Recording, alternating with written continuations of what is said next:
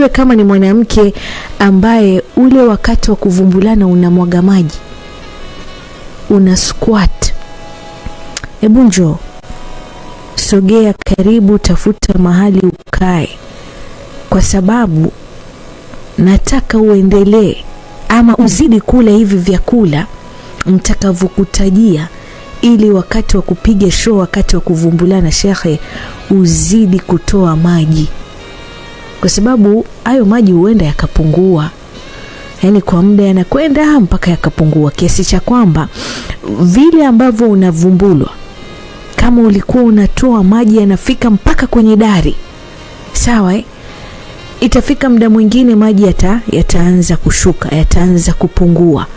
Sasa ili uweke ile minimum spot ya kwamba ukivumbulwa ni lazima utoe maji na maji yanalenga juu kwenye dari, basi tafadhali mwanamke mwenzangu, kula hivi vyakula ili uzidi kutoa maji. Kwanza kabisa, chakula ambacho unafaa kukila ama kitu ambacho unafaa kula, jamani, ni tikiti maji, ama ukipata hata juisi yake. Nasemaje? Unachukua tikiti maji, kama utalitafuna, utafune na tembe yake, lakini itanoga zaidi iwapo utatengeza juisi, alafu unakunywa glasi 2 mpaka glasi ya 3. Wewe ukijua leo watu watakuwa na show, yani itakuwa mnapiga show sana, na mwanamume pia hii inakuhusu. Ukiona tikiti maji huko, mnunulie mkeo. Jamani, zingatia mwanamume kumtoa mwanamke wako ama mke wako maji. Kitu chengine jamani ni karafuu.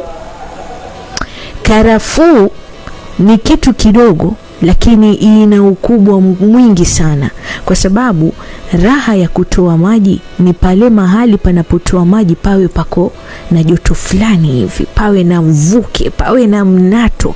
Sasa hii karafuu inaongeza joto, inaongeza msisimko, yani mpaka mwanamume akiingia yeye anakojoa na wewe unarusha maji. Hakuna kitu kitamu kama kukojoa pamoja shekhe. Muda mwingine wewe unajikosesha pepo wakati iko hapa duniani kwa kukataa kukojoa na mpenzi wako. Yeye anarusha maji na wewe unatoa maji, wewe unafanya masiara. Karafuu tiba, dawa nzuri tu ya kuongeza joto, kwa sababu mwanamume akiingia ndani ya kipochi manyoya lazima kuwe na joto fulani, lazima